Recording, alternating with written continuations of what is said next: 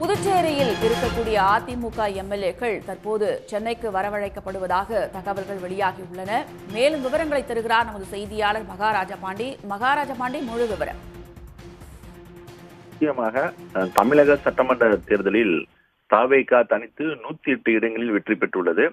போதிய மெஜாரிட்டி கிடைக்காத நிலையில் காங்கிரஸ் கட்சி தாவேகாவுக்கு ஆதரவு தெரிவித்தது. தொடர்ந்து மெஜாரிட்டியுடன் ஆட்சி அமைக்க தாவேகா நடவடிக்கை எடுத்து வருகிறது. இந்த நிலையில்தான் அதிமுகவை சேர்ந்த 40க்கும் மேற்பட்ட எம்எல்ஏக்கள் கடந்த 6ஆம் தேதி இரவு புதுச்சேரி அடுத்த புதுக்குப்பத்தில் உள்ள கடற்கரை சொகுசு விடுதிக்கு வரவழைக்கப்பட்டு தங்க வைக்கப்பட்டனர்.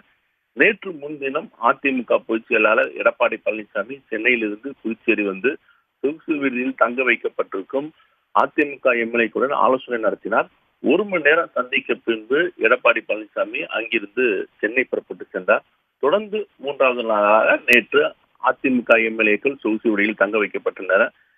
இந்த நிலையில் புதுச்சேரி அருகே சொகுசு விடுதியில் தங்க வைக்கப்பட்டிருந்த அதிமுக எம்எல்ஏக்கள் அனைவரும் இன்று சென்னைக்கு காலை 11 மணிக்குள் வர வேண்டும் என்று அதிமுக தலைமை அறிவுறுத்தியது. இதையடுத்து 4வது நாளாக இன்று காலை தற்போது புதுச்சேரியில் தங்கியிருந்த அதிமுக எம்எல்ஏக்கள் ஒவ்வொருவராக தங்களது காரில் சென்னை புறப்பட்டு அவர்கள் சென்று கொண்டு இருக்கிறார்கள். இது குறித்து அவரிடம் கேட்டபோது, நாங்கள் சென்னைக்கு புறப்பட்டு செல்கிறோம், வேறு எதுவும் கூற முடியாது என்று அவர்கள் தெரிவித்தனர். விவரங்களுக்கு நன்றி மகாராஜா பாண்டி.